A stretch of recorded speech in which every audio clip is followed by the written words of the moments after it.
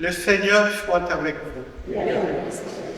Évangile de Jésus le Christ selon Saint Jean. En ce temps-là, Jésus disait à ses disciples, « Si vous m'aimez, vous garderez mes commandements. Moi, je prierai le Père, et il vous donnera un autre défenseur qui sera toujours avec vous. Si quelqu'un m'aime, il gardera ma parole. Mon Père l'aimera. Nous viendrons vers lui, et chez lui, nous nous ferons une demeure.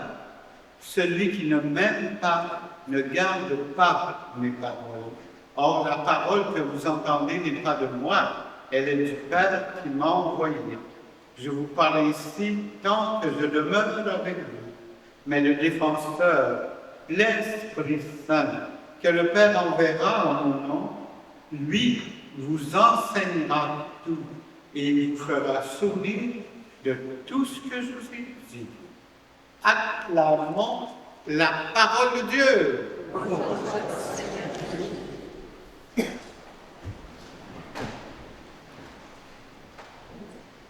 La Pentecôte, c'est un beau cadeau. C'est le don de l'Esprit Saint. Mais l'Esprit Saint, on le connaît-tu vraiment? Premièrement, c'est un esprit d'amour qui nous rend fidèles, car la fidélité est la plus belle expression de l'amour.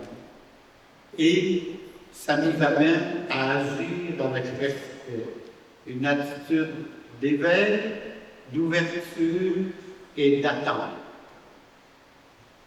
Mais c'est aussi un esprit de vérité qui dépasse en nous, qui dépose plutôt en nous une lumière qui éclaire nos intelligences pour reconnaître Dieu et son action dans nos vies.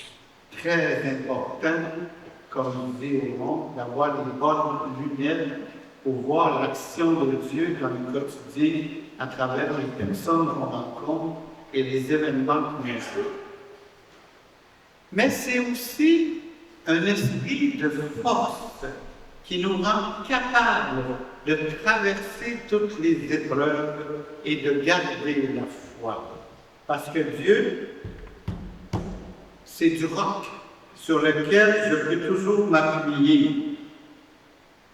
Des fois, on dit, j'aurais jamais pensé passer au travers de l'épreuve que je vis, mais j'y ai réussi avec l'aide de cette force que l'Esprit Saint me donne.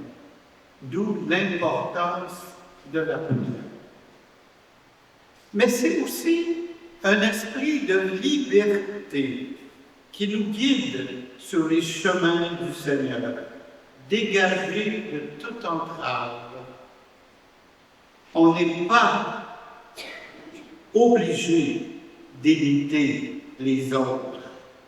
On n'est pas obligé de suivre telle convention ou telle autre. On n'est pas obligé d'avoir des préjugés, ça nous met des élèves. Donc, il faut oser et foncer. C'est ça que la liberté nous permet. Donc, je disais que l'Esprit Saint dépose en nous amour, vérité, force et liberté. Ce qui produit tout un impact. Ça crée l'unité, la cohésion, malgré nos différences et nos oppositions. C'est une communion entre nous et Dieu. C'est une harmonie. Et Dieu sait que ceux qui travaillent dans les chorales, tout ça, l'harmonie, on sait comment c'est important. C'est ça qu'on appelle la force de l'Évangile. C'est à l'amour que vous aurez les uns pour les autres qu'on reconnaîtra que vous êtes mes disciples. D'où l'importance d'invoquer fréquemment l'Esprit Saint pour qu'il nous aide à nous ouvrir au don de Dieu, qui nous donne, cet Esprit Saint-là, l'assurance de pouvoir vraiment rencontrer les autres dans leur différence, sans nous juger.